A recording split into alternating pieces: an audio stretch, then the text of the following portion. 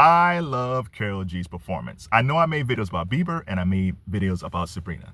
But for weekend one and weekend two of Coachella, Karol G's set was fantastic. It was colorful, it was sexy, it was festive. She had an all-female El Mariachi band. She had a giant parrot float, just a giant parrot just sitting there. It was fantastic. I mean, they started off dancing in a cave because she had like 40 to 60 dancers. They had this one scene where the stage looked like a waterfall. And I think it was a combination of real water and not CGI, but some type of special effects where it looked like a waterfall. And then her and the dancers were dancing in this like stone basin. It was lit green. It was all super sexy. And then my favorite part of the concert, there was a few. I liked it when she was with the El Mariachi band. Like she's really talented. She could really sing. But there was a rumor that Shakira was going to show up. She didn't show up. But her and Karol G made a song called 2QG. And the video is great. And the song is great. But that video, that performance at Coachella, I was like, oh, you must be 18 and up to watch this. It was all Latina Chicago. Sexiness abounds. It's like, oh my God, these women. I must repent for my sins after watching this. As I watched it on repeat.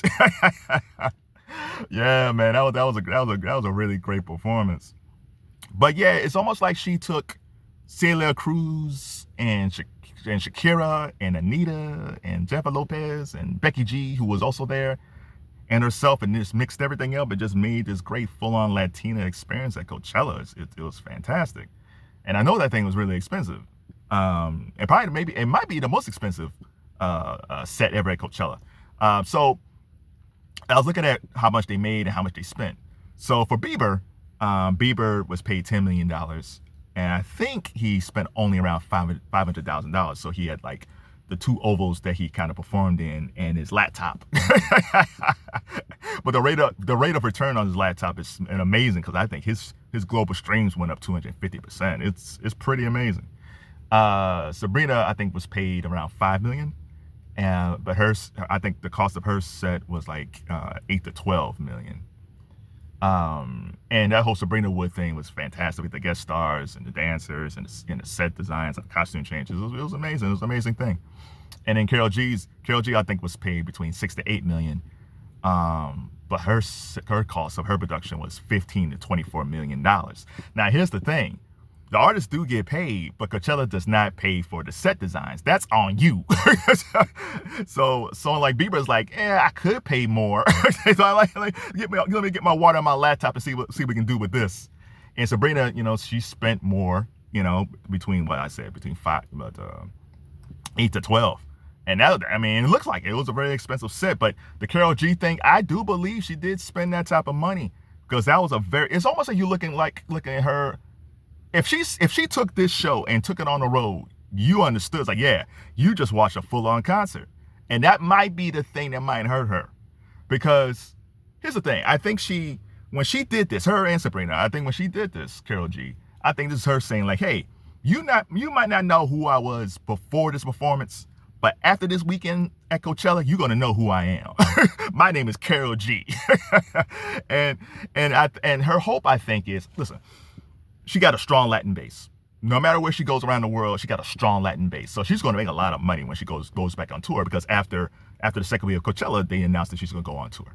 So regardless, if she just has her core fans who love her a lot, she's going to be fine on tour. I think her goal is to introduce her to a broader audience. Almost like this is like her Super Bowl in a lot of ways. Hey, NFL, Roger Goodell.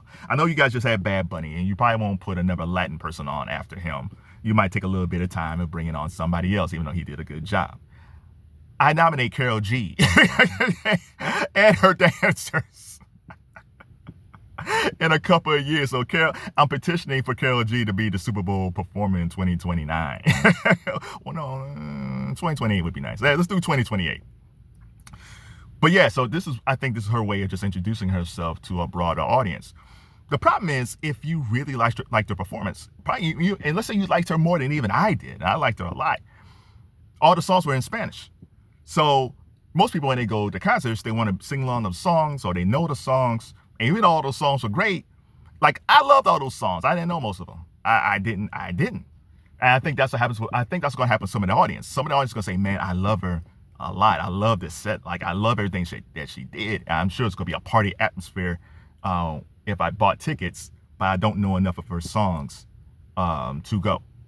Now, the flip side is you got her real fans who knows everything about her, backwards and forwards. The problem is her set was so good. Even with our hardcore fans, they might feel like, I really want to go, but I just saw the concert. And that's the thing. It's harder to believe that Karol G is going to create a whole new set and a whole new group of sets when she goes on tour. She might, whatever she did at Coachella, she might turn it up and have something completely different. But I think she's going to do what Gaga did. And I think Karol G's a fan of Gaga too. Because Gaga, the performance she had in Coachella last year, I think she took a bulk of that with her on her tour this past year. I think Karol G is going to do the same thing. So if you're a fan of Karol G and you saw this magnificent concert at Coachella, do you feel compelled to pay money to see something live that you saw for free? And let me go back to Bieber for a second. So, because I talk about the rate of return for Bieber, the thing that Bieber has slightly over Karol G in this discussion is the element of surprise. Even though people was knocking the laptop, the fans was fully engaged in the laptop just because they didn't know what song he was going to type in. So you're sitting there and it's like, okay, here comes the laptop situation. You're sitting there, oh man, I wonder if he's going to play this song. Or when he's going to play that song. It's like there's a nervousness of energy amongst the fans not knowing what song he's going to play, where the audience gets to sing along and have a good time. So he has that element of surprise. And he hasn't toured in over 4 years, so the curiosity of him going on tour is there too. So Bieber has this built-in type of curiosity coming out of Coachella that people will be really interested to see what he's going to do on tour. From a health standpoint, will he complete this tour this time? And just from the laptop situation. There's no element of surprise, I think, with Karol G. I think what you saw at Coachella with the dancers, with the 40 to 60 dancers, with the set designs, with the sexiness, with the culturalism, with the mariachi band. I think when you watch this, like, oh man, this is fantastic. But is she going to give you more than what you saw at Coachella? She probably will, but is it worth paying the money? So yeah, overall, I think when she goes on tour, she's going to do fine. That's the one thing about Latin artists, man. They don't need us English-speaking people to come see their concerts. If we show up, great. If you don't show up, okay. Just because, man, look at someone like Mark Anthony. Like, I don't know what Mark Anthony's doing, but I know he's making a lot of money on the road. Man, you could be a pop artist who was successful years ago, and people say, well, how happened to Mark Anthony? Oh, you making all that money around the world doing that Spanish thing. Because there's so many Latin people in so many Latin countries that you have a built-in audience wherever you go. So I'm sure Karol G would love to expand her audience, but I think if she sees a little bit bump in ticket sales, I think it will make her happy. And let me ask this question. If you're a fan of Karol G, and for people like us who may not know all her music, give us 3 to 5 songs that we should check out outside of TQG. And she's a really good singer too. When she was singing with the Imperial mariachi band, she's a really talented young lady. It's more than just sexiness and all that stuff. She's a really talented, very smart young lady. So if you watched all the main performances at Coachella, who was your favorite between Sabrina on Friday, Justin on Saturday, and Karol on Sunday? Which one was your favorite? Of the non-main event people, main stage people, who did you like?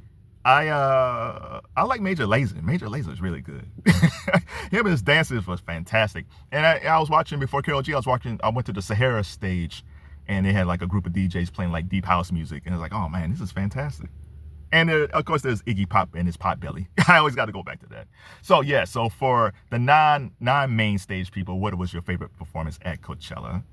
And hey, NFL, I'm telling you, all them dudes that was mad at Bad Bunny, if you announce you're bringing on Karol G, they'll be mad again until her dancers and her start dancing.